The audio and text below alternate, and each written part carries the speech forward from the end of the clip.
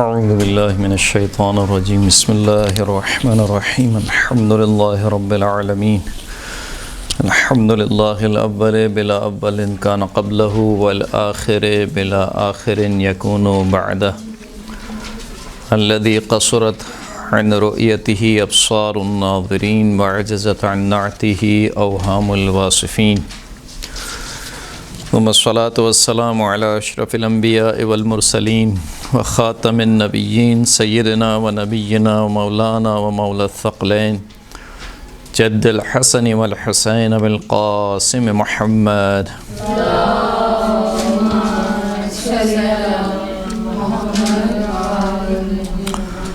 وعلى آلہ الطیبین الطاہرین المعصومین المنتجبین المنتخبین المیامین واللعنة الدائمة على أعدائهم أجمعين أما بعد فقد قال الله سبحانه وتعالى في كتابه المجيد بسم الله الرحمن الرحيم بقية الله خير لكم إن كنتم مؤمنين صلاة پڑھیں محمد و آل محمد.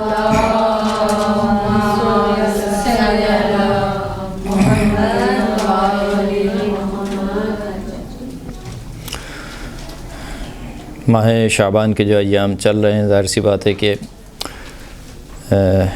ان ایام میں بہت سی ولادتیں گزر چکی ہیں اور ایک اہم ولادت آنے والی ہے. اہم شب اور اہم تاریخ ماہ شعبان کی شب نیبہ شعبان اور 15 شعبان کا دن، یہ انتہائی اہمیت کا حامل ہے. اور شب قدر کے بعد یعنی سب سے زیادہ فضیلت والی رات شب قدر، اور اس کے بعد اگر کوئی فضیلت میں ہے تو شب نیمہ شعبان. اس رات میں بھی بہت سے اعمال بیان کیے گئے اور بالخصوص اس رات کو انسان اللہ کی عبادت میں اور اس کی اطاعت میں گزارے.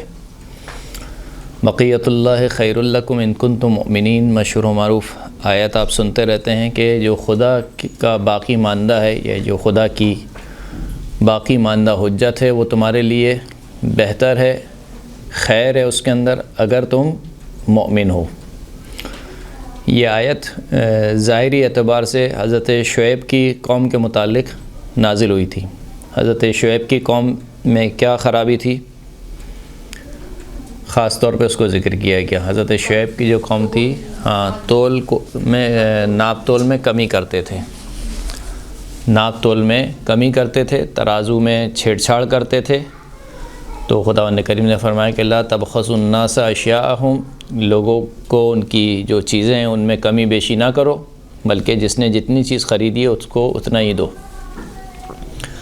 پھر اس کے بعد یہ آیت نازل ہوئی کہ بقیت اللہ خیر لکم ان کنتم مؤمنین، یعنی وہ تھوڑا بہت فائدہ باقی ماندہ جو حلال طریقے سے ہو وہ تمہارے لیے بہتر ہے بنسبت اس کے کہ جو ظاہر میں تمہیں دکھ رہا ہے کہ بہت زیادہ فائدہ ہے لیکن حرام طریقے سے.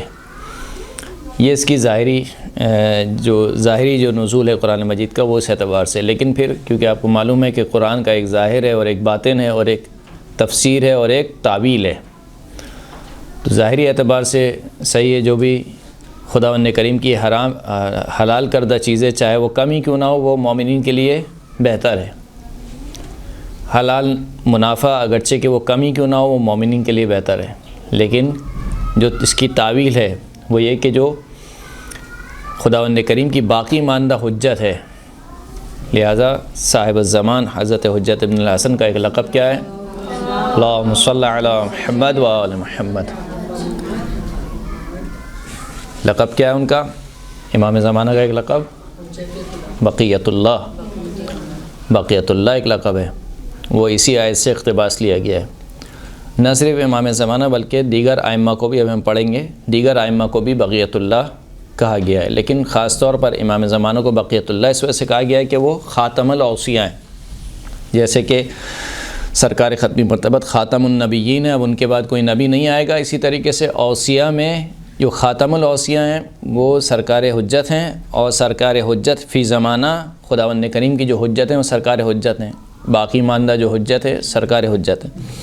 لہذا کہا کہ جو اللہ کی باقی ماندہ حجت ہے وہ تمہارے لیے بہتر ہے. زمانہ غیبت میں ظاہر سی بات ہے کہ انسان فزیکلی طور پر امام زمان سے اس کا ارتباط اگر کوئی اتفاقی طور پر ہو جائے تو ایک الگ بات ہے، لیکن جیسے کہ خود احادیث میں بھی شامل ہے کہ جو ہمارے ملاقات کا ادعا کرے اس کو جھٹلاؤ. ادعا کرے ملاقات کا یعنی کیا مطلب؟ زمانہ غیبت میں جو شخص یہ دعویٰ کرے کہ میری امام زمانہ سے ملاقات ہوتی ہے اور میں ان سے جب چاہے مل سکتا ہوں. ایک اتفاقی طور پر کسی کی ملاقات ہو گئی جیسے کہ بہت سے علماء کی ہوئی ہے، وہ ایک الگ چیز ہے. مثال کے طور پر حج کے موسم میں کہتے ہیں کہ امام زمانہ حاضر ہوتے ہیں. یقیناً ہمارا اعتقاد ہے کہ امام زمانہ حاضر ہوتے ہیں اور ہر ایک سے ملتے بھی ہیں، لیکن ہم ان کو پہچانتے نہیں ہیں، اس لیے کہ امام کی جو غیبت ہے وہ کیا ہے؟ غیبت شخصیت ہے، غیبت شخص نہیں ہے. کیا فرق ہے دونوں میں؟ غیبت شخص اور غیبت شخصیت. یعنی ایک دفعہ میں یہاں سے اٹھ کے چلے جاؤں تو میں جو شخصاً یہاں سے غائب ہو گیا، میں کہیں اور ہوں. اگر میں یہاں سے اٹھ کے چلے جاؤں تو کہا جائے گا کہ میں جو یہاں سے آپ کی نظروں سے اوجھل ہو گیا. لیکن میں مثال کے طور پر بھیس بدل کے آ جاؤں، یہاں پر بیٹھ جاؤں یا ابا کبا اتار دوں اور مثال کے طور پر ہیئر اسٹائل تھوڑا سا چینج کر لوں، اپنے کپڑے وغیرہ چینج کر لوں، تو میں ہوں گا آپ کے درمیان لیکن آپ مجھے پہچان نہیں پائیں گی. اسے کہا جاتا ہے کہ غیبت شخصیت، یعنی شخص موجود ہے، میں آپ کے درمیان موجود ہوں لیکن آپ مجھے پہچان نہیں پا رہی ہیں کسی بھی وجہ سے. اس کو کہا جاتا ہے کیا؟ غیبت شخصیت. جیسے کہ رسول خدا کی غیبت تھی، غیبت شخصیت تھی.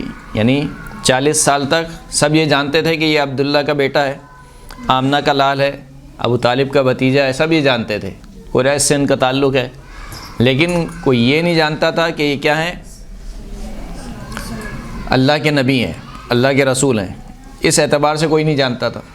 تو لہٰذا ان کی جو غیبت رہی 40 سال تک وہ کیا رہی؟ غیبت شخصیت رہی. شخص موجود تھا، ان کے درمیان موجود تھے، کھاتے پیتے تھے، ان کے درمیان چلتے پھرتے تھے، لیکن وہ یہ نہیں جانتے تھے کہ یہ جو بچہ ہے جو چل پھر رہا ہے یہ کون ہے؟ اللہ کا نبی ہے، یہ اللہ کا رسول ہے. اسے کہا جاتا ہے غیبت شخصیت. تو صاحب الزمان کی جو غیبت ہے وہ غیبت شخصیت ہے، غیبت شخص نہیں ہے.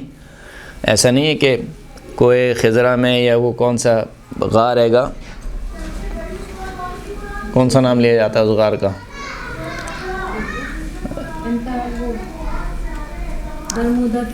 برمودا ٹرائنگل یا پتہ نہیں کون سا بارہ. یہ بہت سے اہل سنت جو ہم پہ اعتراض بھی کرتے ہیں کہ تمہارا امام تو وہ غار میں چھپ کے بیٹھا ہوا ہے اور ایسا ہے ویسا ہے فلاں ہے.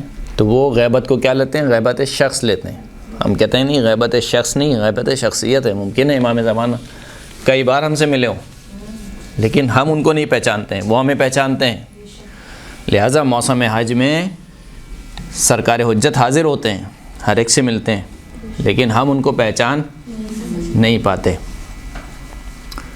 تو غیبت کے دور میں جب انسان فزیکلی طور پر نہیں پہچان پاتا ہے تو ظاہر سی بات ہے کہ ارتباط تو قائم کرنا ہے، آپ کو حجت خدا سے ارتباط میں رہنا ہے. اب وہ ارتباط کیسے قائم کیا جائے؟ ارتباط کا سب سے بہترین طریقہ ائمہ اطہار نے کیا بتایا؟ زیارت. سب سے بہترین طریقہ ہے ارتباط کا کیا ہے؟ امام کی زیارت کی جائے. جی، ان سے رابطے میں رہنا. یعنی آپ کیسے کہا جائے گا کہ میں امام سے رابطے میں ہوں؟ یعنی رابطے سے مراد ایسا نہیں کہ میں ان سے ملتا ہوں، ان سے ملاقات کرتا ہوں، یہ نہیں. یعنی رابطہ اسے کہا جاتا ہے کہ معنوی رابطہ. یعنی میں ہر وقت ان کی یاد میں ہوں. کس طریقے سے میں زندگی بسر کروں، روز و شب بسر کروں کہ کہا جائے کہ یہ اپنے امام کی یاد میں زندگی بسر کر رہا ہے. ہم سے مطلوب کیا ہے ابھی؟ ہم سے غیبت امام زمانہ میں. یہ بات یاد رکھ لیجئے کہ آج کل یعنی بہت سارے وظائف بیان کیے جاتے ہیں کہ منتظر کا یہ وظیفہ ہے، منتظر کا یہ وظیفہ ہے. سب سے بڑا اور اہم وظیفہ یہ ہے کہ غیبت امام میں جو منتظر ہے وہ اپنے زمانے کے امام کی یاد میں زندگی بسر کرے. درست ہے؟ اب یاد کا طریقہ کیا ہے؟ یاد کا طریقہ ائمہ نے سکھایا ہے. مثال کے طور پر کیا سکھایا ہمیں؟ ہر نماز کے بعد کیا پڑھو؟ زیارت پڑھو، دعائے فرج پڑھو، دعائے سلامتی امام زمانہ پڑھو. لیکن جو ہر نماز کے بعد جو ہم کرتے ہوئے آتے ہیں اور انشاءاللہ کرتے رہیں گے وہ کیا ہے؟ نماز ختم کرنے کے بعد زیارت پڑھتے ہیں، سید الشہداء کی زیارت پڑھتے ہیں، ائمہ اطہار کی زیارت پڑھتے ہیں، رسول خدا کی زیارت پڑھتے ہیں اور پھر آخر میں صاحب الزمان کی زیارت پڑھتے ہیں. اور اس زیارت کے جملوں کو ہمیں غور بھی کرنا چاہیے. نہیں فقط ایسا نہیں کہ عربی میں ہم پڑھ کے آگے نکل جائیں. السلام علیکم یا صاحب العصر والزمان جو ہم پڑھتے ہیں ان جملوں پر ہمیں غور کرنا چاہیے کہ ہم کیا پڑھ رہے ہیں اور کس کے حضور پڑھ رہے ہیں. تو سب سے بہترین طریقہ ارتباط کا کیا ہے؟ انسان زیارت پڑھے. اچھا، اب زیارت ایک مرتبہ یہ ہے کہ میں اپنے بنائے ہوئے جملے پڑھوں، خود سے کوئی زیارت بنا لوں، یا اردو میں مثال کے طور پر کہوں اے امام زمانہ آپ پر سلام ہو، یہ زیارت ہے۔ لیکن یہ بھی صحیح ہے، کوئی مذائقہ نہیں ہے اس میں، لیکن اس سے بہتر کیا ہے کہ انسان وہ جملے پڑھے جو خود امام معصوم کی زبان سے جاری ہوئے ہوں، وہ جملے پڑھے۔ تو امام زمانہ کی کئی زیارتیں نقل ہوئی ہیں، لیکن ایک وہ زیارت جو خود امام نے کہا ہے کہ اگر ہماری طرف متوجہ ہونا چاہتے ہو، ہمارے وسیلے سے خدا کی طرف متوجہ ہونا چاہتے ہو، یہ والی زیارت پڑھو۔ وہ کون سی زیارت ہے؟ زیارت آل یاسین، زیارت آل یاسین۔ زیارت آل یاسین کے بارے میں امام کا جملہ کیا ہے؟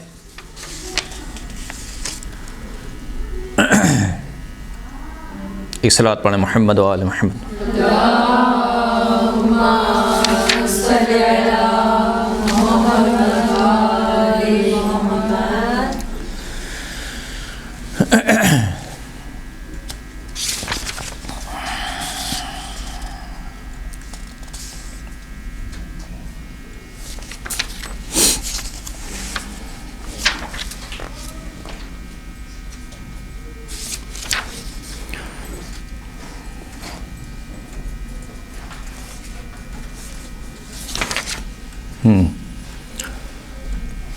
اذا اردتم التوجہ بنا الی اللہ و الینا فقولوا کما قال اللہ سلام علی آل یاسین یا الیاسین۔ جب تم ارادہ کرو کہ ہمارے وسیلے سے خدا کی طرف متوجہ ہو، یعنی گویا امام کیا سمجھانا چاہ رہے ہیں کہ دیکھو خدا تک پہنچنا ہے تو راستہ کہاں ہے؟ حجت خدا کے ذریعے سے انسان خدا تک پہنچتا ہے۔ حجت خدا کو آپ بیچ سے ہٹا دیں گے تو خدا تک نہیں پہنچیں گے، کہیں اور پہنچ جائیں گے، لیکن خداوند کریم تک اگر پہنچنا ہے تو کس کے وسیلے سے پہنچنا ہے؟ حجت خدا کے ذریعے سے۔ اذا اردتم التوجہ بنا الی اللہ، اگر تم ارادہ کرو کہ تم متوجہ ہو جاؤ ہمارے وسیلے سے کس کی جانب؟ اللہ کی جانب، خدا کی جانب متوجہ ہونا چاہتے ہو، یعنی خدا کا قرب حاصل کرنا چاہتے ہو، خدا سے نزدیک ہونا چاہتے ہو، فقولوا تو پس کہو کما قال اللہ تعالی، جس طریقے سے خداوند کریم نے کہا سورہ مبارکہ صافات کی آیت نمبر 130 کہ سلام علی الیاسین۔ پھر اس کے بعد پوری زیارت امام نے جو ہے وہ تعلیم فرمائی۔ اس زیارت کے جو راوی ہیں وہ ابو جعفر محمد بن عبداللہ حمیری قمی، محمد ابو جعفر ان کی کنیت ہے، نام محمد بن عبداللہ حمیری قمی۔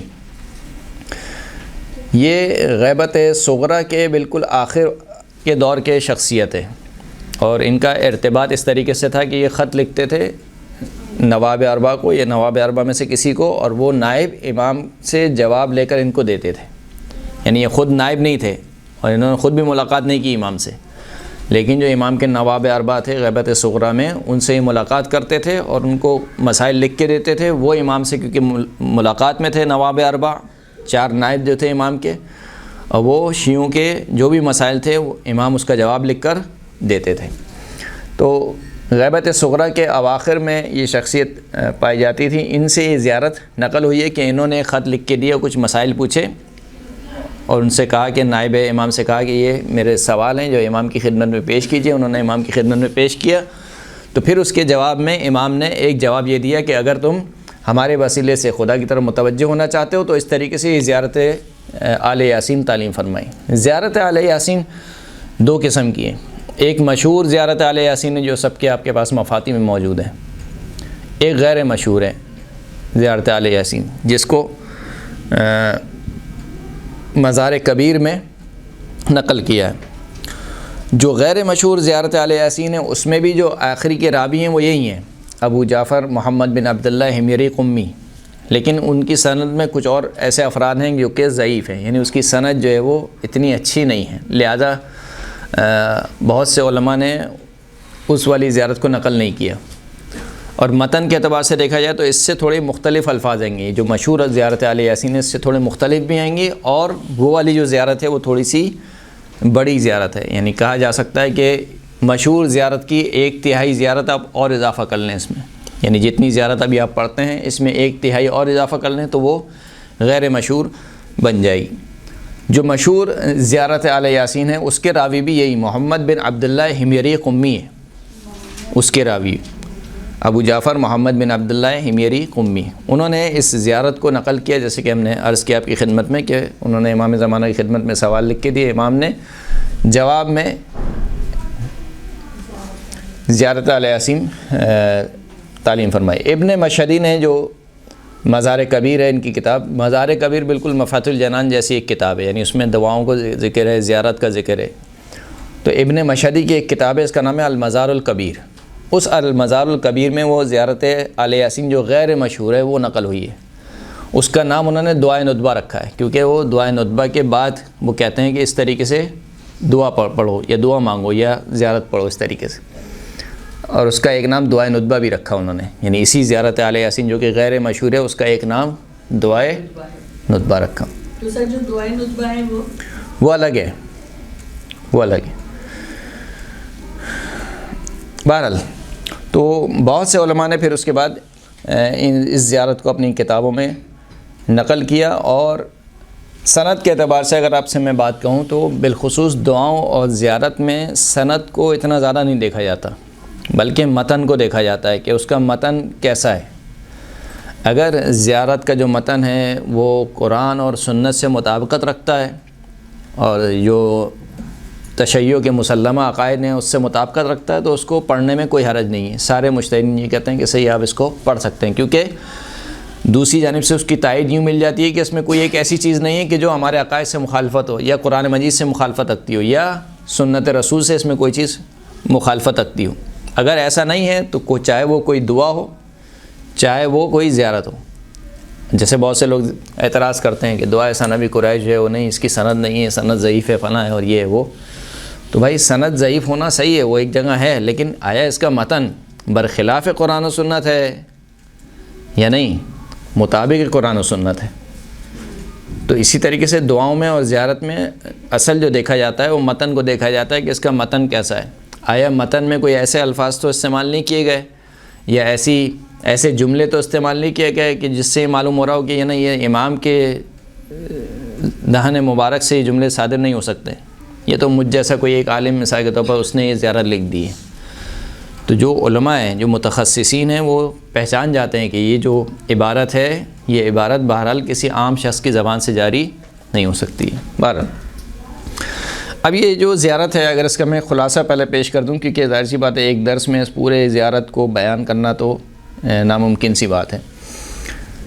اس زیارت کی جو خاص بات ہے وہ خاص بات یہ ہے کہ ایک تو یہی ہم نے بتا دی کہ خود امام زمان نے کہا ہے کہ اس طریقے سے میری زیارت کرو، یعنی آپ کے نزدیک ایک محبوب ہستی ہے، آپ کیا چاہتے ہیں؟ اگر محبوب سے ملاقات کرنا چاہتے ہیں تو آپ چاہتے ہیں کہ اس طریقے سے کہوں کہ جس طریقے سے میرے محبوب کو پسند ہو۔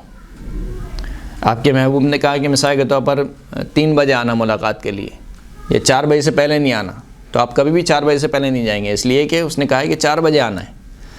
اگر کہا کہ مثال کے طور پر فلاں ڈریس پہن کے آنا، تو آپ کبھی بھی یہ نہیں کریں گے کہ جو اس کے برخلاف کوئی ڈریس ہو وہ پہن کے چلے جائیں، اس لیے کہ آپ جا رہے ہیں اپنے محبوب سے ملنے، تو آپ ان تمام باتوں کا خیال رکھیں گے کہ جو آپ کے محبوب کو پسند ہے۔ اب ہمارے جو محبوب ہیں امام زمانہ ہیں جن سے ہم عشق کرتے ہیں، انہوں نے کہا ہے کہ میری زیارت اس طریقے سے کرو۔ اس کا یہ مطلب نہیں کہ دوسری زیارتیں پڑھنا یعنی جائز نہیں ہے، دوسری زیارتیں بھی منقول ہوئی ہیں اور ائمہ اطہار سے منقول ہوئی ہیں کچھ زیارتیں، اور اگر منقول زیارتیں نہ بھی پڑھنا چاہیں، جیسے کہ میں نے کہا کہ آپ اردو میں ہی مثال کے طور پر کہنے ہر صبح اٹھ کے کہ صاحب الزمان آپ پر سلام ہو، میری جانب سے آپ پر سلامتی ہو، تب بھی کافی ہے، یعنی آپ نے امام زمانہ کو یاد کیا، وہ بھی کافی ہے۔ لیکن بہرحال اس میں وہ چیز نہیں ہے کہ جو خود امام کے جملے ہیں، خود امام کہہ رہے ہیں کہ اس طریقے سے میری زیارت کرو۔ تو ایک تو اس زیارت کی یہ خاصیت ہے کہ خود امام زمان سے منقول ہے، پہلی بات۔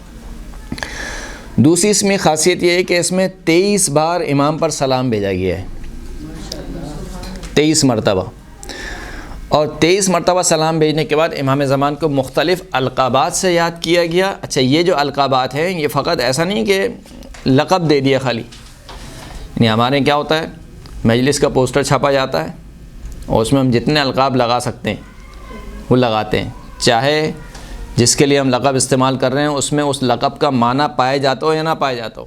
اب لگا دیا مثال کے طور پر خطابت علامہ مولانا قبلہ حجت الاسلام والمسلمین سید ہاشم عباس زیدی۔ علامہ کا مطلب کیا ہے؟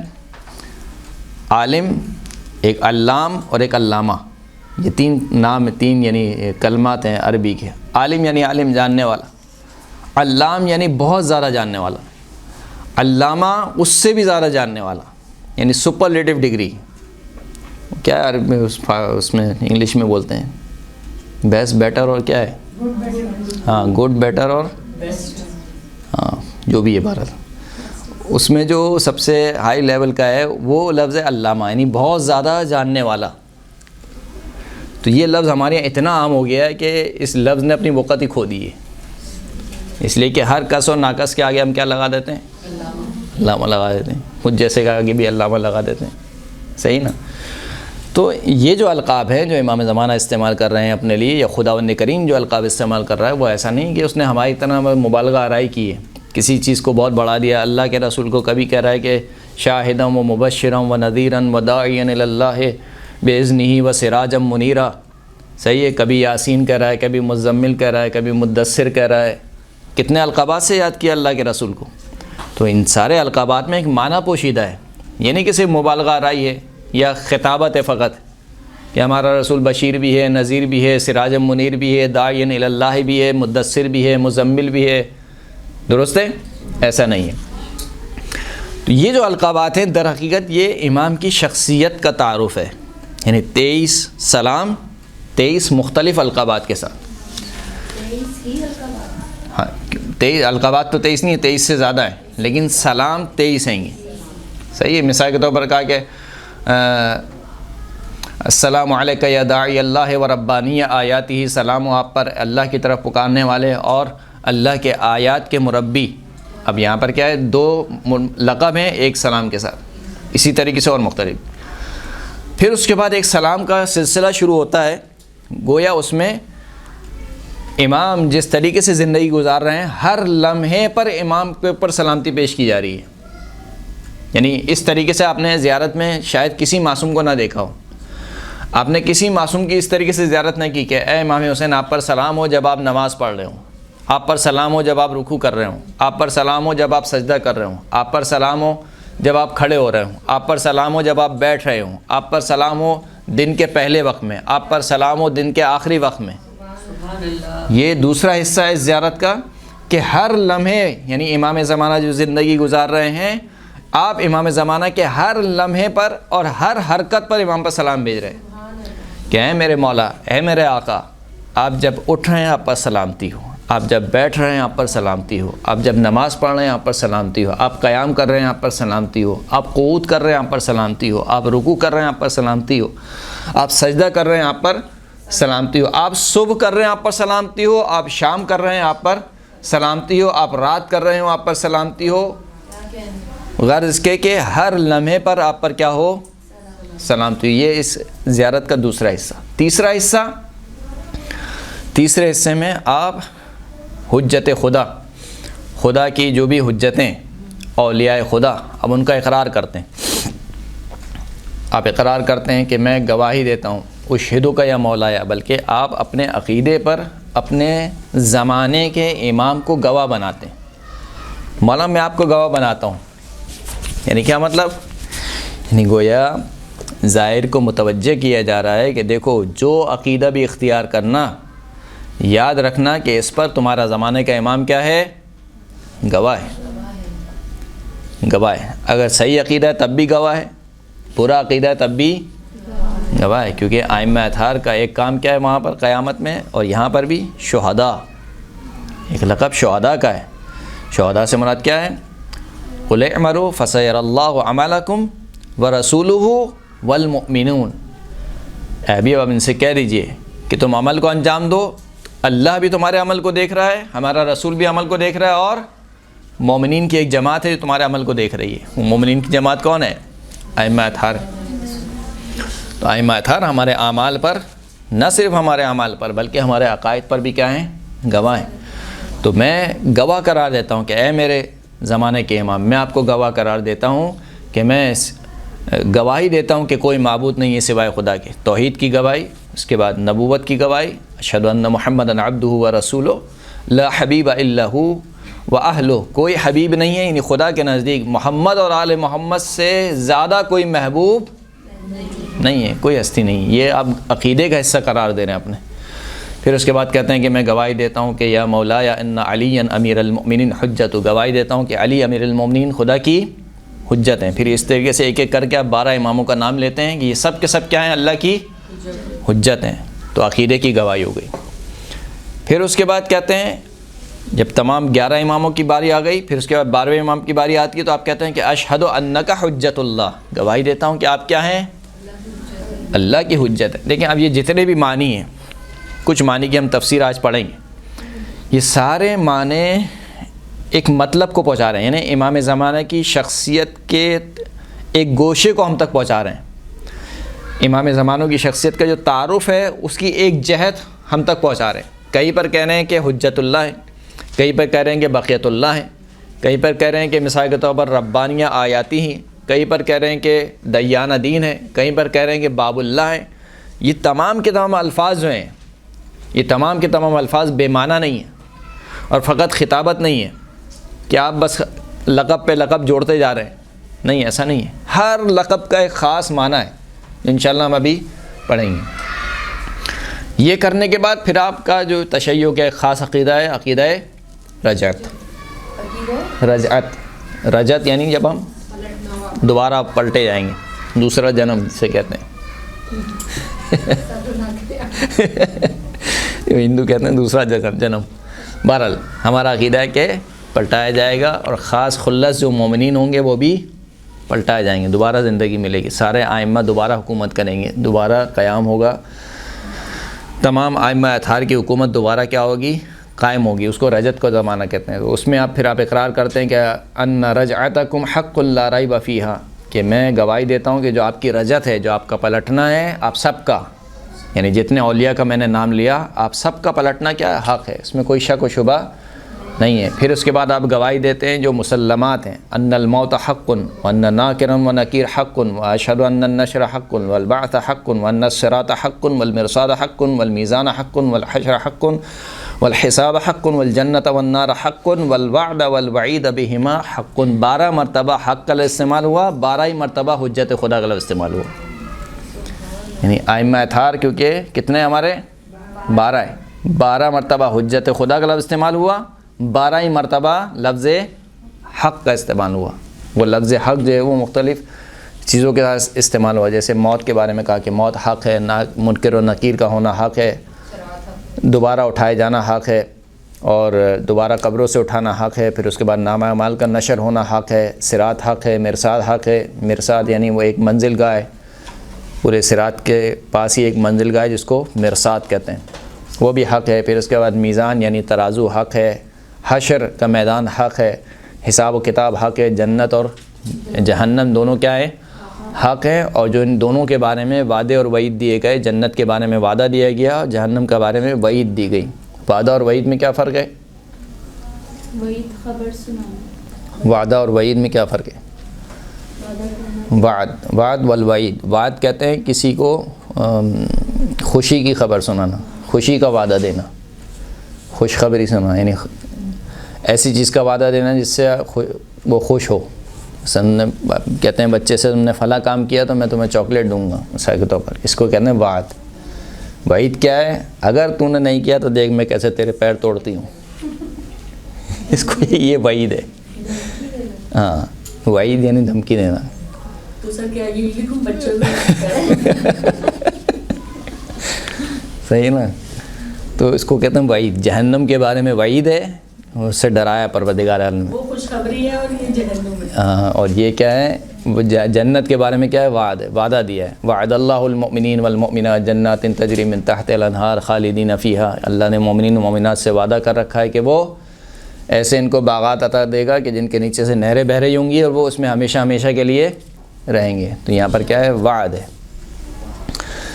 پھر اس کے بعد آپ نے اقرار کیا کہ مولا میں گواہی دیتا ہوں، یا مولا یا شقی من خالفکم وسعید من اطاعکم، بدبخت وہ ہے کہ جو آپ سے مخالفت کرے۔ بدبختی اگر دیکھنی ہے، بدبختی یہ نہیں ہے کہ میرے پاس پیسہ نہیں ہے، بدبختی یہ نہیں ہے کہ میں مثال کے طور پر مریض بستر پر پڑا ہوا ہوں، مر رہا ہوں، بدبختی یہ نہیں ہے کہ میری اولاد نہیں ہو رہی ہے۔ اصل بدبختی کیا ہے؟ اصل بدبختی ہے اگر پوری دنیا بھی میرے پاس ہو، میں دنیا کا امیر ترین شخص ہوں، لیکن میرا شمار کہاں ہو؟ ولایت نہ ہو. ائمہ اطہار کے مخالف ہوں. کہا کہ یہ کیا ہے؟ بدبختی ہے. ان السعید کل سعید من احب علی. سعید اور تمام تر سعادت مند شخص وہ ہے کہ جو علی کی ولایت کا اقرار کرے، علی سے محبت کرے. وَإِنَّ الشَّقِيَّ كُلَّ الشَّقِي مَنْ أَبْغَضَ عَلِيًّا. اور بدبخت اور تمام معنی میں تمام تر بدبختی اس شخص کے لیے ہے کہ جو علی سے بغض رکھے. تو سب کچھ ہو مگر اہل بیت اطہار نہ ہو. اہل بیت اطہار کے آپ مخالف سمت میں جا رہے ہیں، اس کا مطلب ہے کہ بدبختی کے راستے پر آپ چل رہے ہیں، چاہے دنیاوی اعتبار سے آپ بہت اچھے ہی کیوں نہ ہوں. درست ہے؟ وَسَعَدَ مَنْ أَطَاعَكُمْ. اور وہ شخص سعادت مند ہے جو آپ کی کیا کرے؟ اطاعت کرے. پھر آپ دوبارہ تاکید کرتے ہیں فَاشْهَدْ عَلَىٰ مَا أَشْهَدتُّ عَلَيْهِ. اے امام زمانہ، آپ کو گواہی بنایا میں نے، پس آپ گواہی دیں اس چیز کے اوپر جس کے اوپر میں نے ابھی آپ کے سامنے گواہی دی. یعنی میں نے کیا کیا گواہی دی؟ کہ کوئی معبود نہیں سوائے خدا کے، محمد صلی اللہ علیہ وسلم اللہ کے رسول ہے، ان کے بندے ہیں، اور علی حجت خدا، امام حسن حجت خدا، امام حسین حجت خدا. ایک ایک کر کے آپ نے ائمہ کے بارے میں کہا کہ سب اللہ کی حجتیں ہیں. پھر آپ نے کہا کہ موت حق ہے، صراط حق ہے، ناکر منکر نکیر سب حق ہیں. یہ سارے عقائد جو بھی عقائد ہیں اس کے اوپر آپ اپنے زمانے کے امام کو گواہ بناتے ہیں اور کہتے ہیں کہ آپ میرے عقیدے کی گواہی دیجیے گا. یعنی مومن کو اپنے عقیدے میں کس طریقے سے یقین پر ہونا چاہیے کہ میں اپنے عقیدے پر خرابی میں نہیں ہوں، یعنی میں نے درست عقیدہ اختیار کیا ہے. لہٰذا آپ سینہ ٹھوک کر کہتے ہیں اپنے زمانے کے امام سے کہ اے زمانے کے امام، یہ میرا عقیدہ ہے اور آپ اس عقیدے کی کیا کیجیے گا؟ گواہی دیجیے گا. پھر اس کے بعد برات کا سلسلہ شروع ہوتا. انا ولی لک و بریء من عدوک. آپ کا ولی ہوں اور آپ کے دشمن کا کیا ہوں؟ بری ہوں، بیزار ہوں، تبرہ کرنے والا ہوں ان سے. ولایت اور برات، کوئی زیارت آپ کو نہیں ملے گی، کم و بیش کوئی زیارت آپ کو نہیں ملے گی کہ جس میں ولایت کے ساتھ ساتھ برات کا تذکرہ نہ ہو.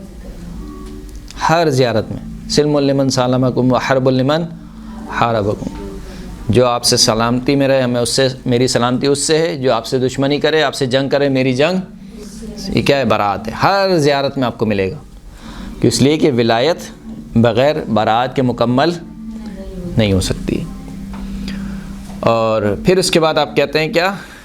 اب یہ جو جملہ ہے بہت اہم جملہ ہے. فالحق ما رضیتموہ. حق وہ ہے جس سے آپ راضی ہیں.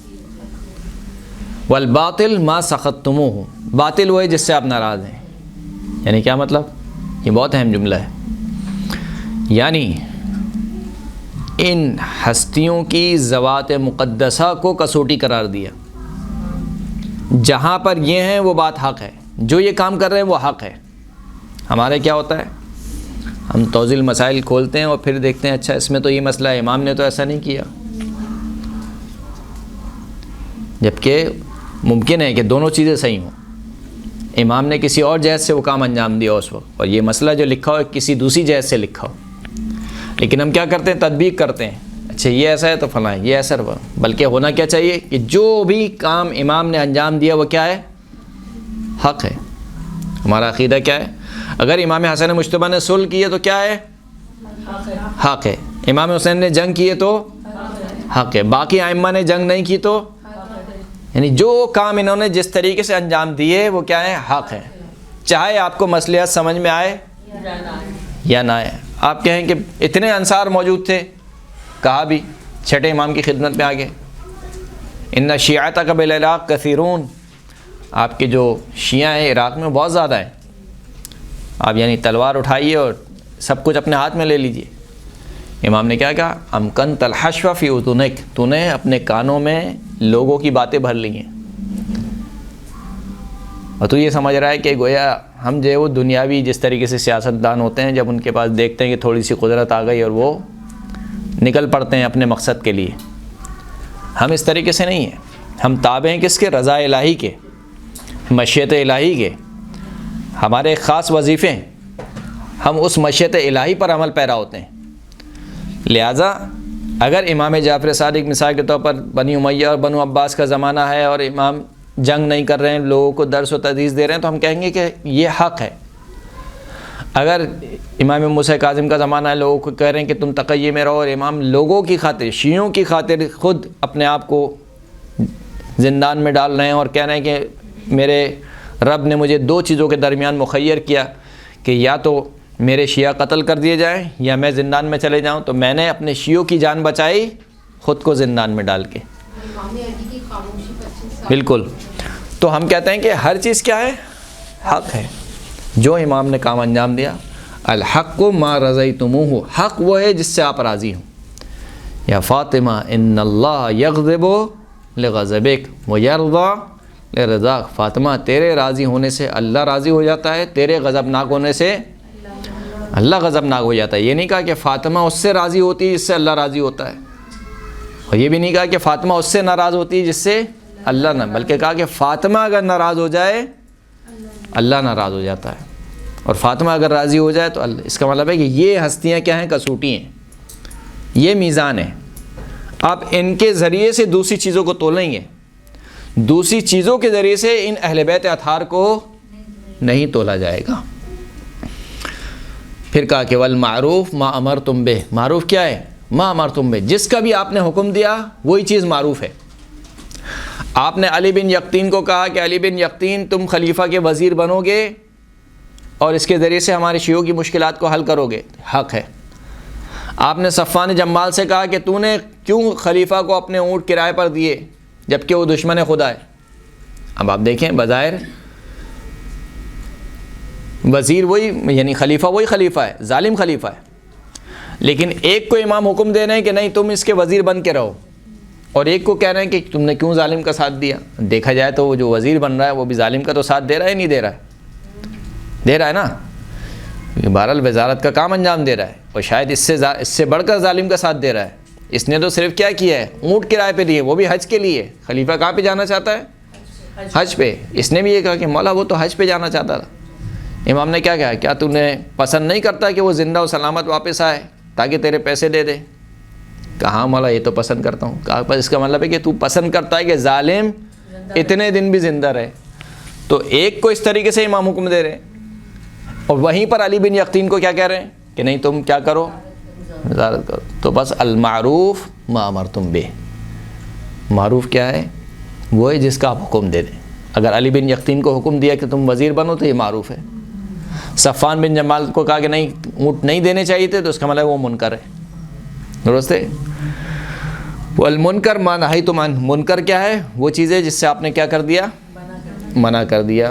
فنفسی مؤمنۃ باللہ، پھر اس کے بعد آپ گواہی دیتے ہیں کہ میرا جو نفس ہے وہ مومن ہے، خداوند کریم کے پر ایمان لایا، رسول پر ایمان لایا، امیر المومنین پر ایمان لایا، اور آپ تمام مولا پر ایمان لایا، اور آخر میں آپ کہتے ہیں کہ نصرتی معدۃ لکم، میری نصرت آپ کے لیے آمادہ ہے، ومودتی خالصۃ لکم، میری محبت آپ کے لیے خالص ہے۔ آمین آمین، 2 مرتبہ امام نے آپ سے آمین کہلوایا۔ اب دیکھیں یہ جو زیارت ہے نا، زیارت مکمل ایک مدرسہ ہے۔ یعنی کیا مطلب؟ اس جملے کا مطلب کیا ہے؟ یعنی پورا ایک تربیتی پیکیج ہے۔ اب جب بھی آپ زیارت پڑھیں تو اس کو کبھی غور سے پڑھیں کہ اس میں کہا کیا کیا ہے۔ جب بھی آپ زیارت پڑھتے ہیں تو اس میں پہلے آپ کو یہ سکھلایا جاتا ہے کہ یہ جو جس کی آپ زیارت کے لیے آئے ہیں اس کا خدا سے رابطہ کیا ہے۔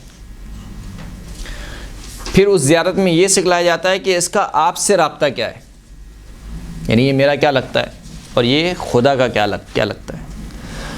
پھر یہ سکھلایا جاتا ہے کہ مجھے جس کی میں زیارت کرنے کے لیے آیا ہوں اس کے متعلق میرا عقیدہ کیا ہونا چاہیے، اور پھر اس کے بعد یہ سکھلایا جاتا ہے کہ دیکھو جب تم ان کے ماننے اور چاہنے والے ہو گئے تو تمہارا عمل کیسا ہونا چاہیے۔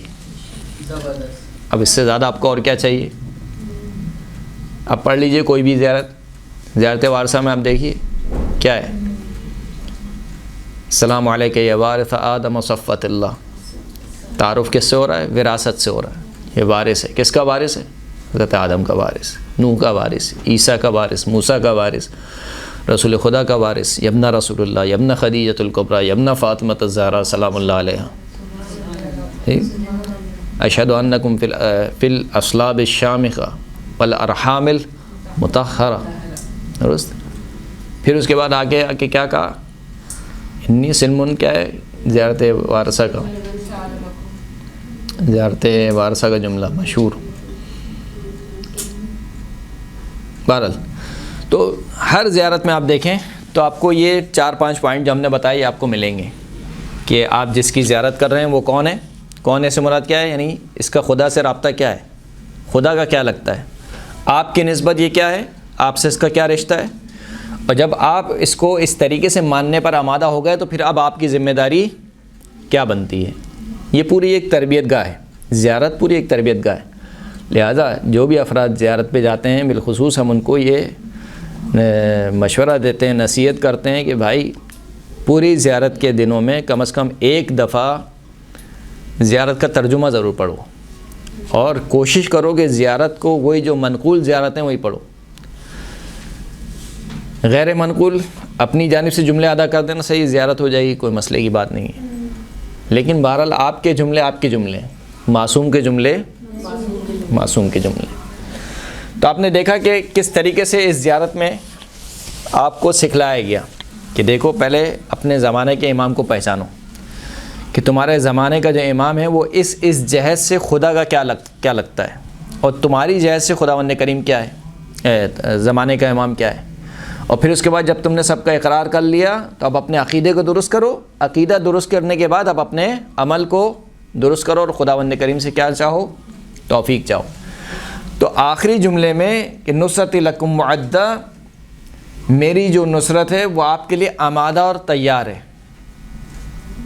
کس بات کی طرف اشارہ ہے؟ غیبت کے زمانے میں آمادگی چاہیے. آمادگی کس چیز کی؟ مینٹلی طور پر. مینٹلی طور پر آپ کو آمادہ ہونا ہے. کس چیز کے لیے آمادہ ہونا ہے؟ کہ جب زمانے کے امام کا ظہور ہوا، ندا میرے کانوں تک پہنچی، میں بغیر کچھ سوچے سمجھے چل دوں گا. اسے کہا جاتا ہے روح اطاعت کو پیدا کرنا. اپنے اندر کیا پیدا کرنا؟ روح اطاعت. آپ دیکھیں گے جتنے بھی معصومین کے اصحاب تھے ان میں جن میں بھی روح اطاعت پائی جاتی تھی وہ کمال کے درجے پر پہنچے. مثلا ابو ذر، مثلا سلمان، مثلا مقداد، مثلا عمار، ان میں سب میں کیا ہے؟ روح اطاعت پائی جاتی. انہوں نے چوں چرا نہیں کیا، جو امام کا حکم ہوا سر آنکھوں پر. کربلا کے 72 شہداء آپ دیکھیے، سارے کے سارے چراغ بجھا دیے، جو جہاں جانا چاہتا ہے چلے جائے، جس کو جہاں جانا چاہتا ہے چلے جائے.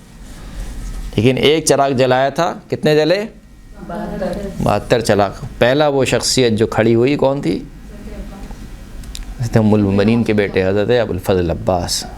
مولا آپ کو چھوڑ کے چلے جائیں، آپ کو چھوڑ کے چلے جائیں. پھر حضرت عباس کے پیچھے ان کے سارے بھائی، پھر اس کے بعد اولاد عقیل، پھر اس کے بعد بنی ہاشم، پھر اس کے بعد سارے کے سارے اصحاب کھڑے ہوئے.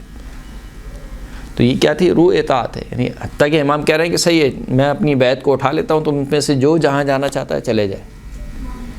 یہ روح اطاعت ہمیں کم نظر آئی یا نہ ہونے کے برابر نظر آئی. کس موقع پر؟ جب امام حسن مجتبیٰ نے صلح کی. جب صلح کر لی تو خود جو امام کے چاہنے والے تھے وہ آ کے کہنے لگے کہ آپ نے ذلت کا ہاتھ دے دیا. نعوذ باللہ امام کو سلام کرتے تھے کیا کہ یا مذل المؤمنین، مومنین کو ذلیل کرنے والے. اس لیے امام حسن مجتبیٰ کی زیارت میں جو ایک جملہ آتا ہے وہ کیا آتا ہے؟ السلام علیکہ یا معز المؤمنین. وہ مذل المؤمنین کہتے تھے، جبکہ ہم کہتے ہیں کہ نہیں، مومنین کو عزت بخشی، عزت دینے والے. تو ان میں کیا چیز کی کمی تھی؟ اسی بات کی کمی تھی. اور امام نے یہی کہہ کے اس کو سمجھایا. جو شخص آیا اس نے کہا کہ کیا تو نے میرے نانا سے حدیث نہیں سنی کہ میرے نانا نے میرے اور میرے بھائی کے لیے کہا تھا کہ ان الحسن والحسین سیدہ شباب اہل الجنہ؟ کہا تھا. کیا یہ والی حدیث نہیں سنی کہ انہما امامان قاما و قعدا، یہ دونوں کے دونوں امام ہیں، چاہے کھڑے ہوں چاہے بیٹھے ہیں. کہاں سنی ہے؟ کہا کہ بس پھر اعتراض کس بات کا؟ اعتراض نہیں بنتا ہے. اور اسی طریقے سے رسول خدا کی سیرت میں بھی آپ دیکھیں گے تو کئی جگہوں پر اعتراض کیا گیا. مثلا واضح ترین صلح حدیبیہ. صلح حدیبیہ کے بعد کیا کیا؟ اعتراض کیا. آپ نے کیوں صلح کر لی؟ ہم زیادہ ہیں، لشکر ہمارے پاس زیادہ ہے، سامان ہمارے پاس زیادہ ہے، ہمیں کیا کرنا چاہیے؟ چڑھائی کرنی چاہیے. اللہ کے رسول نے صلح کی لیکن اعتراض کیا. تو اعتراض سے یہ سمجھ میں آتا ہے. اچھا اعتراض بھی اگر مثال کے طور پر ایک جملہ کہہ کے اور بعد میں مان لی جائے بات تو بات سمجھ میں آ جاتی ہے. لیکن اگر اس اعتراض پر بندہ ڈٹے رہے اس کا مطلب ہے کہ اس میں روح اطاعت کی کیا ہے؟ کمی ہے. تو غیبت کے زمانے میں ہم سے اور آپ سے کیا مانگا گیا؟ روح اطاعت کو پیدا کیجیے اپنے اندر. روح اطاعت کا مطلب کیا ہے کہ جو کچھ ہم نے پڑھا زیارت میں کہ ان الحق ما رضیتموہ، حق وہ ہے جس سے آپ راضی ہو جائے، والباطل ما اسخطتموہ، باطل وہ ہے جس سے آپ کیا ہو جائیں؟ ناراض ہو جائیں. اب فرض کیجئے ظہور ہو جائے انشاءاللہ ضرور ہو، اور زمانے کے امام آ کے ہم سے کہیں کہ اب تک تم لوگ جیسے نمازیں پڑھتے رہے سب کی سب باطل ہیں، ہم کیا کہیں گے؟ اتنی نمازیں باطل، باپ دادا ہمارے یہی کرتے ہوئے آ رہے. یہ ہوگا یا نہیں ہوگا؟ ہوگا یہ بھی. اس لیے کہ جب روایت کہتے ہیں کہ امام جب آ کے دین پیش کریں گے تو لوگ کیا کہیں گے؟ کوئی نیا دین لے کر آئے، تو یہ کوئی نیا دین لے کر آئے. آپ کو ان لوگوں سے بچا رہے امام کہ دیکھو تمہارا شمار ان لوگوں میں نہ ہو جائے کہ جو ظہور کے وقت یہ کہیں کہ یہ تو کوئی نیا دین لایا ہے، بلکہ تمہیں کیا کہنا ہے؟ ان الحق ما رضیتموہ والباطل ما اسخطتموہ، حق وہ ہے جس سے آپ راضی، باطل وہ جس سے آپ ناراض. ان المعروف ما امرتم بہ والمنکر ما نہیتم عنہ، معروف وہ ہے جس کا آپ حکم دیں، منکر وہ ہے جس سے آپ منع کریں. اب چاہے میرے باپ دادا اور اجداد میری پوری نسل ایک کام کو کرتی بھی آ رہی ہو، لیکن کیونکہ آپ نے کہہ دیا کہ یہ غلط ہے تو بس غلط ہے، اب چو چرا نہیں ہے. اس کو کہا جاتا ہے روح اطاعت. نصرت لکم معدہ، نصرت سے مراد یہاں پر کیا ہے؟ یہی ہے نصرت. آپ کیسے نصرت کریں گے؟ ابھی کوئی جنگ تو نہیں ہو رہی ہے، لیکن آپ نصرت کو تیار کر رہے ہیں تو کیسے تیار کریں گے؟ اسلحے کو رکھوں جنگ میں تو پتہ ہی نہیں کون سا اسلحہ ہوگا اس وقت، نہ اسلحے کو خرید سکتا ہوں نہ اسلحے کو رکھ سکتا ہوں. تو یہ ساری چیزیں کنایے کے طور پر امام نے سمجھائیں. جیسے اس صحابی کو کہا کہ دیکھو اپنے زمانے کے امام کی نصرت کے لیے تیار رہو، اگرچہ کہ ایک تیر کے ذریعے سے کیوں نہ ہو. تو یہ ایک تیر سے مراد کیا تھی وہاں پہ؟ یعنی آج اگر کوئی ایک تیر بغل میں لے کے پھرے تو آپ لوگ کیا کہیں گے؟ یہ عجیب آدمی ہے، تیر بغل میں لے کے پھر رہا ہے، یا تیر کو گھر میں رکھا ہوا ہے. تیر کا زمانہ ہے آج کل، ایٹم بم کا زمانہ ہے آج کل، تو ایٹم بم بنا کے رکھوں گھر پہ؟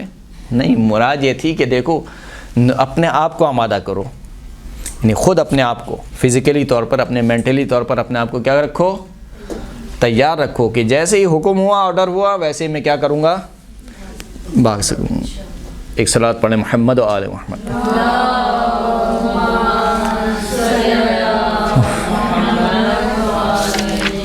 اب جو پہلا جملہ زیارت کا شروع ہو رہا ہے وہ کیا شروع ہو رہا ہے کہ سلام علی آل یاسین. آل یاسین سورہ مبارکہ صافات.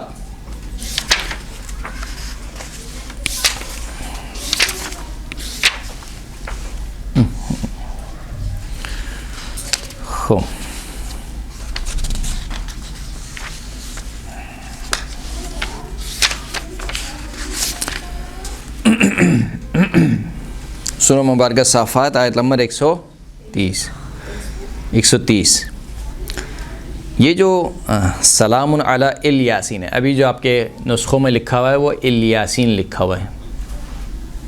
الیاسین جو کہ الیاس کی ایک لغت ہے، حضرت الیاس نبی ہیں، اس کی ایک لغت ہے الیاسین.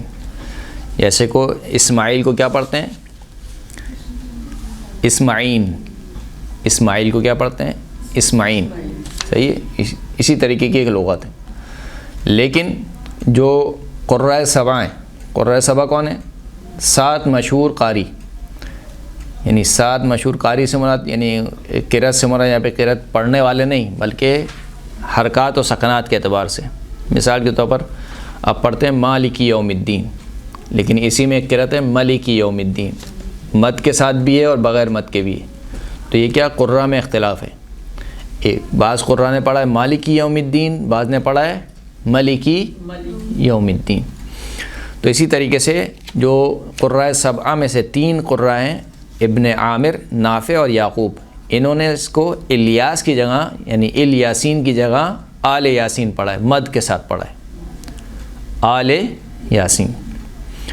اور جو مفسرین کرام ہیں انہوں نے بھی کہا کہ بعض نے کہا کہ اگر اس کو آل یاسین سے پڑھا جائے تو یاسین رسول خدا کا نام ہے.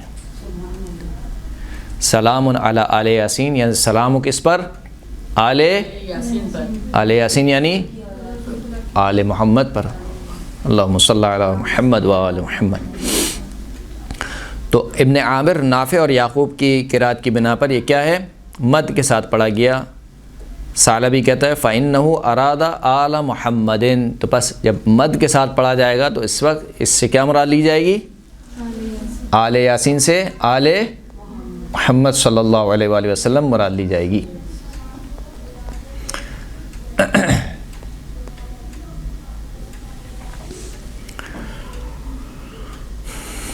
جبکہ دیگر قرآن نے اس کو الیاس پڑھا ہے۔ اگر الیاسین پڑھا ہے، سلام علی الیاسین، اگر الیاسین پڑھا ہے تو الیاس نبی مراد ہوگا، حضرت نبی الیاس۔ اور جو بعد والی آیت ہے اس سے اس پر شہادت بھی ملتی ہے۔ مثال کے طور پر بعد والی آیت میں کیا کہا؟ انہ من عبادنا المؤمنین، کہ الیاس جو ہے وہ ہمارے مومن بندوں میں سے تھے۔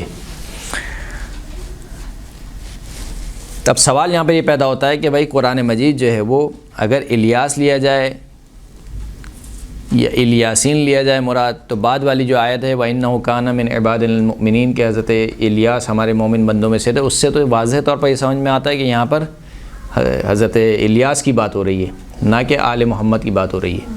لیکن قرآن مجید میں یہ اعجاز کلامی ہے کہ ایک ہی عبارت سے مختلف معنی مراد لیے جاتے ہیں، یعنی اگر ایک ہی عبارت کو مختلف طریقے سے پڑھا جائے تو اس کے مختلف معنی مراد ہو سکتے ہیں۔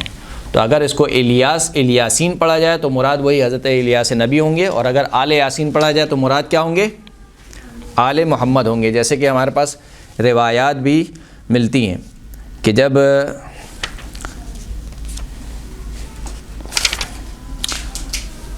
مامون کے دربار میں علماء نے اس میں کچھ علماء کو بلایا، اور حضرت 8ویں امام امام علی ابن موسیٰ رضا علیہ السلام صلی علی محمد و آل محمد،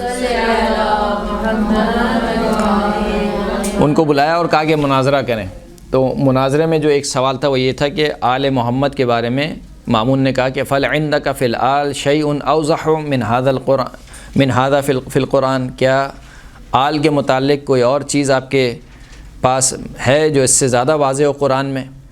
تو امام نے فرمایا کہ اخبرونی عن قول اللہ یاسین والقرآن الحکیم انک لمن المرسلین علی صراط مستقیم، مجھے اس قول کے بارے میں سورہ مبارکہ یاسین کی ابتدائی آیتیں 4 آیتیں، خداوند کریم کے اس یاسین کے بارے میں خبر تو کہ یاسین سے مراد کیا ہے؟ فمن عنا بقولہ یاسین، پس یاسین سے مراد کس کو لیا ہے پروردگار عالم نے؟ قال العلماء، تو جتنے بھی علماء بیٹھے تھے انہوں نے کہا کہ یاسین محمد لیس فیہ شک، یاسین سے مراد رسول خدا کی ذات گرامی ہے، اس میں کوئی شک نہیں ہے۔ اس پر امام نے کہا کہ اعطى اللہ محمدا و آل محمد من ذلك فضلا لم يبلغ احد کنہ وصفہ، کہ پروردگار عالم نے محمد اور آل محمد کو وہ فضیلت عطا کی ہے کہ کوئی ایک شخص بھی اس فضیلت کی تہ تک نہیں پہنچ سکتا ہے۔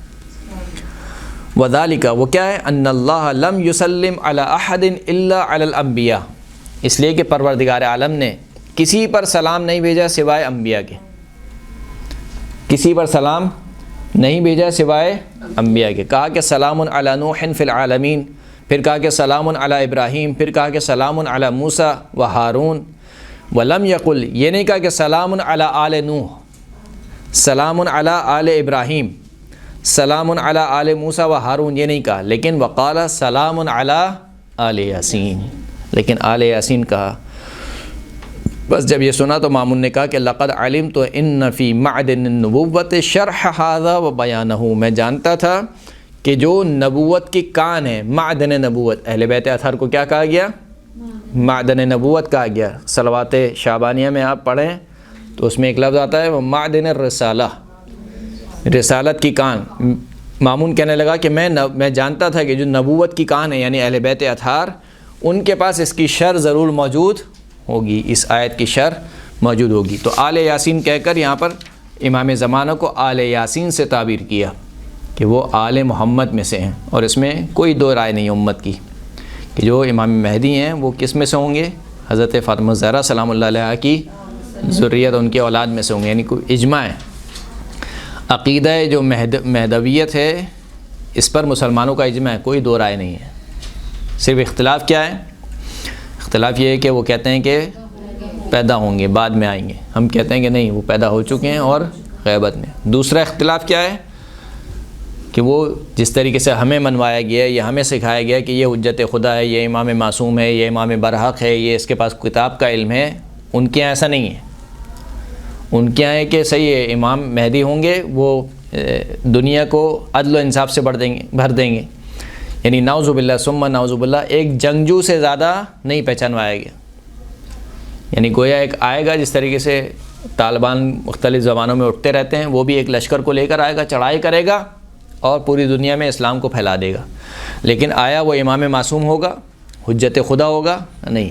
امام معصوم تو وہ نبی کو بہت سے انبیاء کی عصمت کے قائل نہیں ہے، امام علی کی عصمت کے قائل نہیں ہے، چہ کے باقی ائمہ. تو وہ امام کو کس حیثیت سے جانتے ہیں؟ نعوذ باللہ فقط ایک جنگجو کی حیثیت سے. لیکن ہم کہتے ہیں کہ نہیں، جو ہمارے زمانے کا امام ہے وہ کیا ہے؟ وارث علم رسول خدا ہے، وارث رسول ہے، وارث امیر المؤمنین ہے، معصوم ہے اور حجت خدا ہے، جیسے کہ آپ کو یہاں پر اس زیارت میں پہچانوایا بھی جا رہا ہے. دوسرا جو لقب، جس لقب سے امام کو یاد کیا گیا کہ السلام علیکہ یا داعی اللہ و ربانی آیات، سلام ہو آپ پر اے اللہ کی طرف پکارنے والے. تھک گئے آپ لوگ؟ اللہ کی طرف پکارنے والے یعنی کیا مطلب؟ اللہ کی طرف پکارنے والے یعنی مبلغ ہیں. ایک ہماری طرح کے نعوذ باللہ کوئی مولانا ہے، وہ آتے ہیں بس درس دے کے وہ چلے جائیں گے. ہم بھی اللہ کی باتیں کر رہے ہیں، اللہ رسول کی. ایسے ہی داعی ہیں یا نہیں؟ یہاں پر داعی اللہ سے مراد کیا ہے؟ داعی اللہ سے مراد جس کے پاس علم لدنی ہو، کیونکہ دعوت کا لازمہ کیا ہے؟ علم ہے. جب آپ کے پاس علم ہی نہیں ہے تو آپ کیسے پکاریں گے؟ آپ اللہ کے دین کی طرف پکار رہے ہیں، لیکن آپ کے پاس جو علم ہے وہ علم کیا ہے؟ اس میں خطا کا احتمال موجود ہے. ہم نے جو علم حاصل کیا کہاں سے حاصل کیا ہے؟ کتابوں سے حاصل کیا ہے. اپنے جیسے غیر معصوم ہستوں سے ہم نے کیا علم حاصل کیا ہے؟ ہمارا علم علم لدنی نہیں ہے.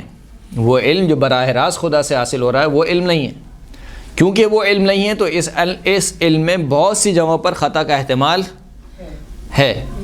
امام جو ہے وہ داعی اللہ ہیں، داعی اللہ یعنی اللہ کی طرف پکارنے والا. اس کا مطلب ہے کہ اس میں خطا کا کوئی احتمال نہیں ہے. اس کا علم کون سا علم ہے؟ علم لدنی ہے. داعی اللہ ایک منصب ہے، ایک منصب الہی ہے. جس طریقے سے نبوت، امامت، رسالت یہ منصب ہیں، اسی طریقے سے داعی اللہ. یا ایھا النبی انا ارسلناک شاہدا ومبشرا ونذیرا وداعیا الی اللہ باذنہ وسراجا منیرا. اے نبی، ہم نے آپ کو بھیجا گواہ بنا کر، بشارت دینے والا بنا کر، ڈرانے والا بنا کر، وداعیا الی اللہ، ہم نے آپ کو بھیجا کہ آپ اللہ کی طرف پکارنے والے ہیں. یعنی آپ اللہ کے نمائندے ہیں، ایک خاص نسبت ہے آپ کو خداوند کریم سے. داعیا الی اللہ وسراجا منیرا، اور آپ وہ چراغ ہیں جو کہ نور دینے والا ہے. حضرت نوح کے بارے میں خداوند کریم نے ارشاد فرمایا کہ قال رب انی دعوت قومی لیلا و نہارا، پروردگار میں نے اپنی قوم کو صبح و شام پکارا ہے، دعوت دی ان کو صبح و شام.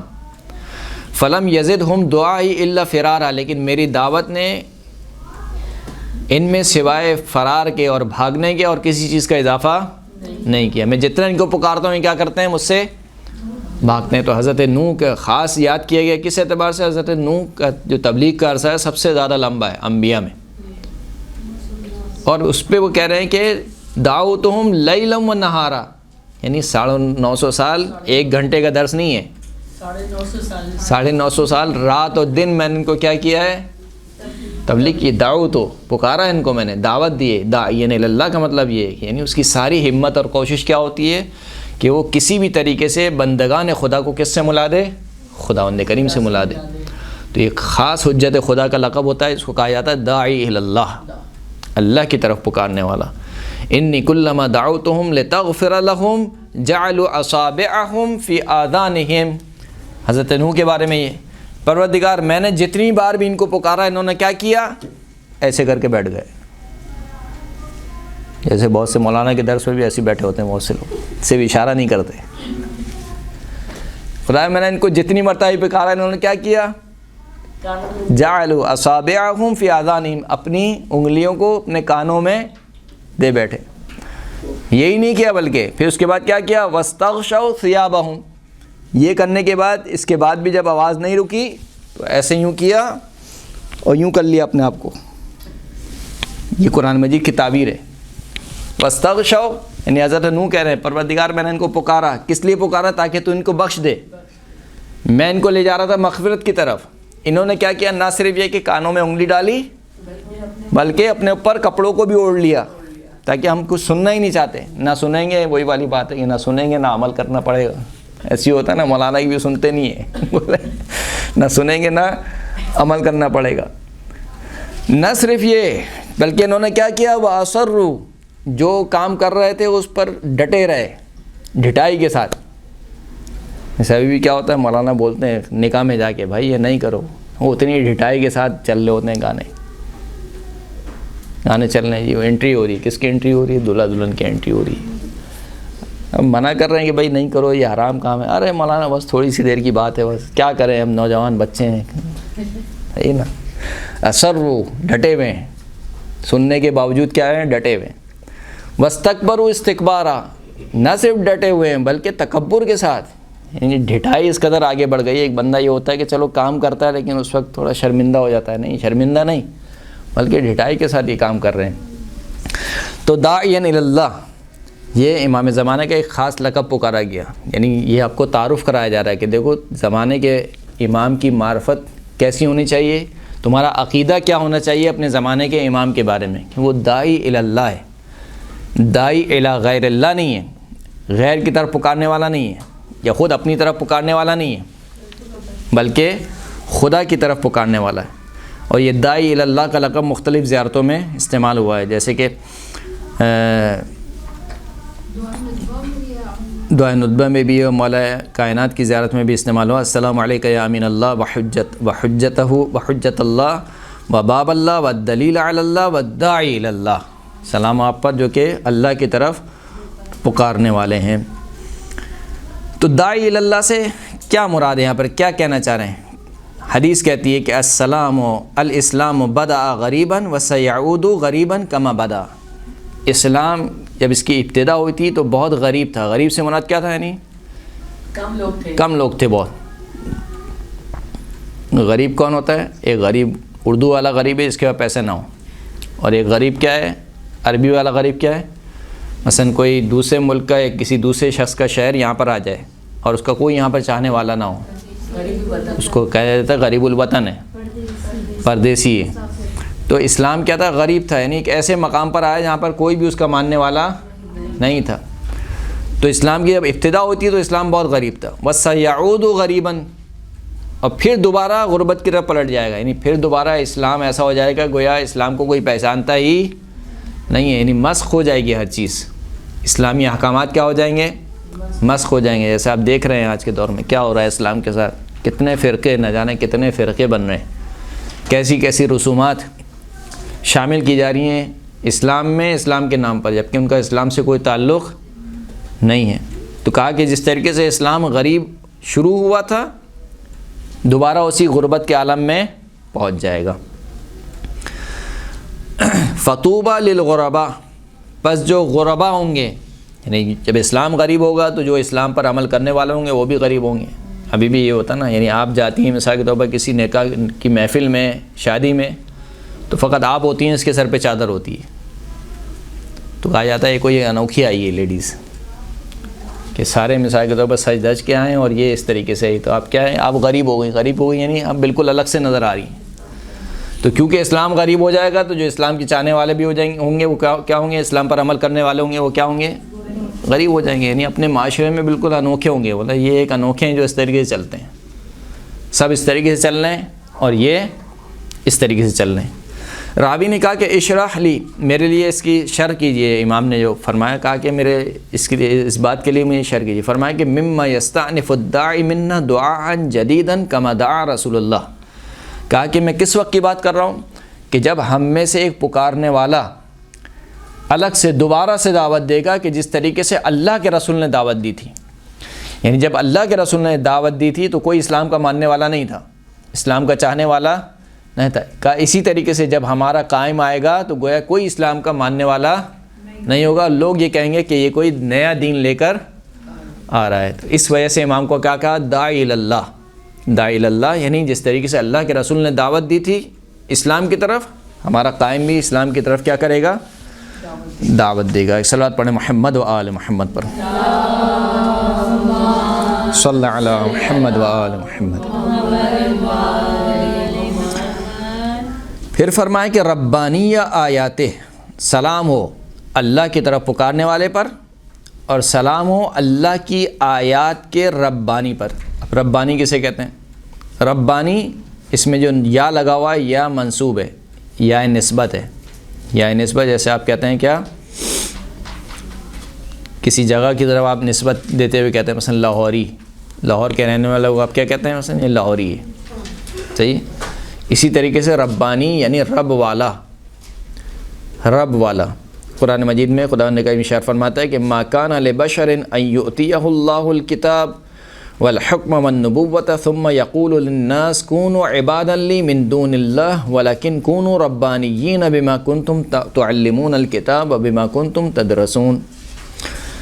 کہ کوئی ایسا بشر نہیں ہے، کوئی ایسا بشر نہیں ہے کہ جس کو اللہ نے کتاب دی ہو اور حکمت دی ہو، حکم دیا ہو اور نبوت سے اس کو نوازا ہو. تین چیزیں اس کو دی ہوں، اور پھر وہ لوگوں سے یہ کہے کہ اللہ کو چھوڑ کر میری عبادت کرو. یعنی اللہ کہہ رہا ہے کہ ہمارا کوئی ایسا نمائندہ نہیں ہے جو اللہ کا نمائندہ ہو اور وہ لوگوں سے یہ کہے کہ کیا کہے؟ اللہ کو چھوڑو میری عبادت کرو. قرآن مجید کی آیت کہہ رہی ہے. تو اب اگر آپ ائمہ کو اللہ کا نمائندہ مانتے ہیں نہیں مانتے؟ اللہ کے نمائندے ہیں. کوئی بھی امام کسی بھی اپنے چاہنے والے سے نہیں کہہ سکتا کہ اللہ کو چھوڑو مجھے رب مانو، مجھے خالق اور رازق مانو. رب رب ہے، یہ ائمہ امام امام ہے. تو کہا کہ کوئی ایسا بندہ نہیں ہے جسے اللہ نے کتاب حکم و نبوت دیا پھر وہ لوگوں سے کہے کہ تم اللہ کو چھوڑ کر میری عبادت کرو. ولیکن کونوا ربانیین، لیکن وہ سب کے سب جو آتے ہیں وہ کیا کہتے ہیں؟ وہ ایک ہی بات کہتے ہیں، سب کے سب رب والے ہو جاؤ. کس کے ہو جاؤ؟ رب والے ہو جاؤ. یعنی پروردگار کی طرف بلاتے ہیں، وہ اپنی طرف کوئی دعوت نہیں دیتے. تقرب الی اللہ، سب کے سب ہمیں ہاتھ پکڑ کے کہاں لے کے جاتے ہیں؟ اللہ کی بارگاہ میں. ان الحسین مصباح الہدی و سفینۃ النجاۃ، ہدایت کے چراغ اور نجات کی کشتی ہیں. نجات کس سے دیتے ہیں؟ ہلاکت سے، گمراہی سے ہدایت کی طرف لے کر آتے ہیں. ہدایت یعنی کس طرف لے کے جاتے ہیں؟ اللہ کی طرف لے کے جاتے ہیں. اربعین کی زیارت کا بھی جملہ ہے کہ آپ نے لوگوں کو کیا کیا؟ نکالا، ہاتھ پکڑ کر نکالا. کس سے؟ جہالت کی گمراہی سے اور حیرانگی سے ان کو نکالا، اور کہاں پر لے آئے؟ ہدایت کی طرف لے آئے. تو جتنے بھی حجت خدا ہیں ان کا اہم ترین وظیفہ کیا ہوتا ہے؟ ربانیین. کونوا ربانیین. وہ سب کے سب یہ چاہتے ہیں کہ تم سب کے سب کیا ہو جاؤ؟ رب والے ہو جاؤ، اللہ کے چاہنے والے ہو جاؤ. اسی طریقے سے ایک اور آیت میں خداوند کریم نے ارشاد فرمایا کہ انا انزلنا التوراۃ فیہا ھدی ونور یحکم بہا النبیون الذین اسلموا للذین ھادوا والربانیون والاحبار. تین شخصیات کا تذکرہ ہوا اس آیت میں. ہم نے تورات کو نازل کیا، اس تورات میں ہدایت ہے اور نور ہے کہ جس کے ذریعے سے حکم کرتے ہیں کون؟ یحکم بہا النبیون، انبیاء حکم کرتے ہیں، والربانیون، ربانی حکم کرتے ہیں، والاحبار، اور احبار حکم کرتے ہیں. اب سوال یہ کہ یہ تین شخصیات کون ہیں؟ انبیاء تو واضح، یعنی جتنے بھی انبیاء آئے، حضرت موسیٰ، حضرت عیسیٰ، وہ جتنے بھی انبیاء آئے وہ سب کے سب اس کتاب سے حکم کرتے تھے. ربانیون سے مراد کون ہے؟ امام فرماتے ہیں یہاں پر ربانیون سے مراد انبیاء کے اوصیاء ہیں. وہ اوصیاء کہ جنہوں نے وہ خاص علم حاصل کیا، جن کے پاس اصل کتاب کا علم موجود تھے، جو وارث تھے اس کتاب کے، کتاب تورات کے، اسے کہا جاتا ہے ربانیین. اور احبار کسے کہتے ہیں؟ احبار اس امت کے علماء کو کہا جاتا ہے. تو تین طبقے ہو گئے، ایک نبی کا وارث اور ایک احبار یعنی علماء. تو بس یہاں پہ ربانیون سے مراد کیا ہے؟ آپ کہہ رہے ہیں کہ ربانی یا آیات، یعنی جو وارث علم پروردگار ہو، جو وارث علم ہو اسے کہا جاتا ہے ربانی. تو امام زمانہ کو دوسری جہت سے متعارف کرایا کہ سلام ہو آپ پر اے اللہ کی آیات کے ربانی، اللہ کی آیات کے معلم، سکھانے والے اللہ کی آیات کے۔ تو جس طریقے سے گزشتہ انبیاء میں اوصیاء موجود تھے، ان کو ربانی کہا جاتا تھا، اس امت کے جو ربانی ہیں وہ کون ہیں؟ امام زمانہ ہیں اور ائمہ اطہار ہیں، جو کہ رسول خدا کے کیا ہیں؟ اوصیاء ہیں۔ نہیں، آیات ہی سے مراد اللہ کے زیارت، جی امام زمانہ کی تعلیم کردہ ہے۔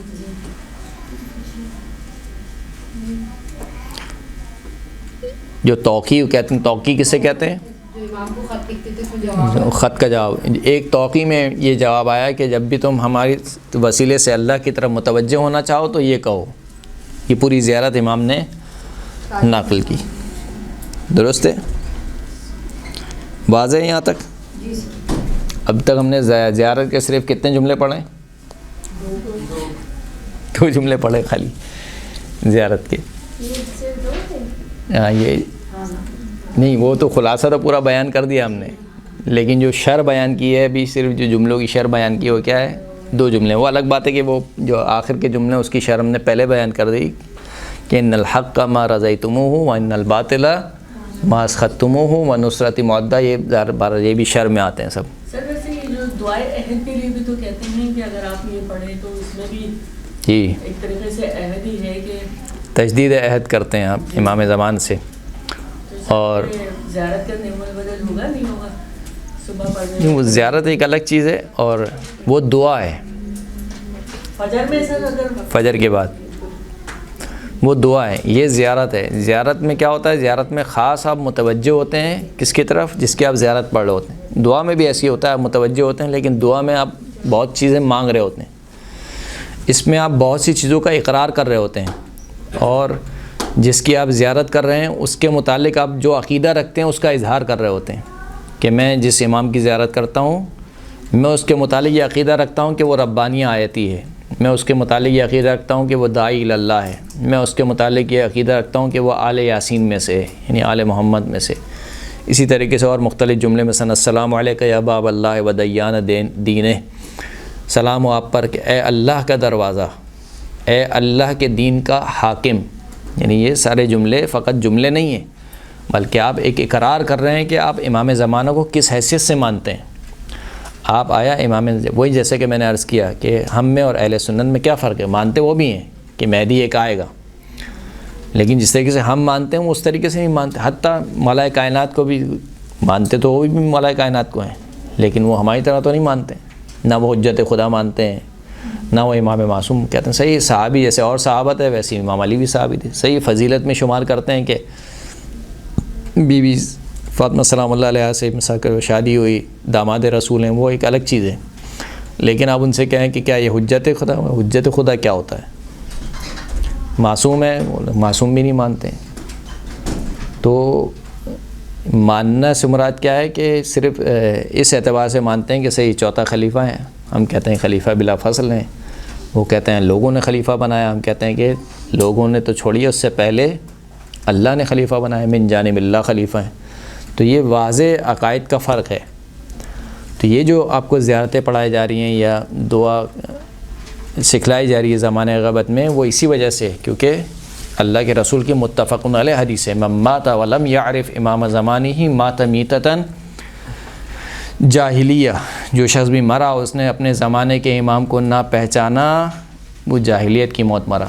یہ متفق علیہ حدیث ہے، ہاں شیعہ سنی دونوں کتابوں میں ہے، شیعہ کتاب میں بھی ہے اور سنی کتابوں میں بھی ہے۔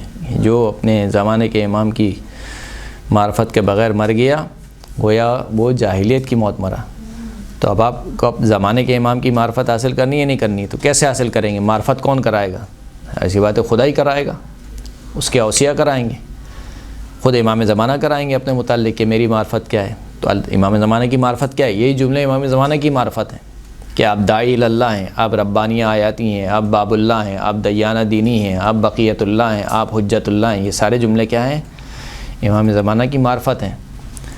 تو یہ فقط جملے نہیں ہیں کہ آپ پڑھ کے اور آگے نکل جائیں، بلکہ جب آپ یہ جملے پڑھ رہے ہوں تو ان کو سمجھیں بھی کہ یعنی اس کا مطلب کیا ہے، داعی اللہ کا مطلب کیا ہے، دیانہ دین کا مطلب کیا ہے، ربانی آیتی کا مطلب کیا ہے۔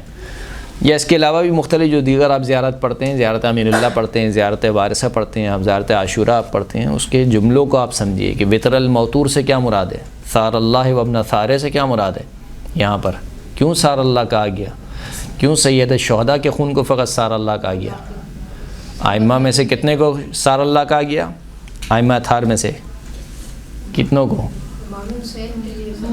فقط 2 شخصیات ہیں، ہاں مولا کائنات اور فقط امام حسین، 2 شخصیات کے لیے سار اللہ کا لفظ استعمال کیا امام زمانے کے لیے۔ امنا ساری الگ سے بھی ایک زیارت ہے، اس میں مولا کائنات کو سار اللہ کہا گیا ہے، فقط 2 شخصیات کو سار اللہ کہا گیا، دیگر کو نہیں کہا گیا۔ ان 2 شخصیات میں کیا خاصیت پائی جاتی ہے کہ ان کو سار اللہ کہا گیا، سار اللہ یعنی خون خدا، تو باقی ائمہ خون خدا نہیں تھے، خود رسول خدا خون خدا نہیں تھے، لیکن کیونکہ جو ان کی شہادت جس طریقے سے ہوئی اس اعتبار سے کہا گیا کہ یہ جو خون بہایا ہے تم نے یہ کوئی عام خون نہیں ہے، گویا یہ اللہ کا خون بہایا ہے۔ اسی طریقے سے اور مختلف فقرے ہیں، یعنی یہ فقرے غور طلب ہیں، یعنی یہ زیارتیں خود، جیسے میں دعاؤں کے بارے میں کہتا ہوں کہ معارف کا ایک خزانہ ہے، اسی طریقے سے یہ زیارتیں بھی معارف کا ایک خزانہ ہے، ان میں معارف چھپے ہوئے ہیں۔ دعائیں تو ہم بس پڑھتے ہیں جی، تو خیر ابھی تو ہماری امت پڑھنے کے لیول پہ نہیں آئی، تو سمجھنے کے لیول کو دور کی بات ہے۔ ملاقات سے امام زمانہ کی پوری کتاب ہے، لیکن یہ تو حدیث ہے کہ جو کہے اس کو جھٹلا دیں۔ نہیں، ملاقات یہ والی جو حدیث ہے، ملاقات سے مراد یہاں پہ کیا ہے کہ میں یہ دعویٰ کروں کہ میرا امام زمانہ سے رابطہ ہے، میں ان سے ملاقات کرتا ہوں، ان سے مسائل پوچھتا ہوں، یہ مراد ہے۔ اگر کوئی ایسا دعویٰ کرے تو اس کو جھٹلاؤ۔ لیکن کسی کے آتے اس طرح مدد باقاعدہ ہاں، لیکن مثال کے طور پر بہت سو کی ملاقات ہوئی ہے، لیکن ان کو بعد میں پتہ چلا ہے، یعنی جانے کے بعد پتہ چلا کہ یہ جو شخص تھا اس سے میری ملاقات ہوئی، یہ کون تھا، امام وقت کے امام تھے۔ امام زمانہ سے ایسی نہیں کہ ملاقات نہیں، ہم سب کی ہوتی ہے، ہم نہیں پہچانتے ہیں امام کو، کچھ ہیں جو کہ پہچان لیتے ہیں لیکن ان کی پہچان بھی کب ہوتی ہے، جانے کے بعد۔ تو یہ والی ملاقات یہاں پہ مراد نہیں ہے، یہاں پر مراد کیا ہے، جو گویا دعویٰ کرے کہ میں نائب ہوں امام کا، یعنی نائب سے مراد وہی نواب اربع جو نائب خاص تھے امام کے، اس طریقے سے دعویٰ کرے کہ میں امام سے ملتا ہوں، امام سے ملاقات کرتا ہوں، میری امام سے بات چیت ہوتی ہے، ہاں مسائل پوچھتا ہوں، اس طریقے سے اگر کوئی دعویٰ کرے تو اس کو کیا کرو، جھٹلا دو۔ وآخر الدعوانا الحمد للہ رب العالمین۔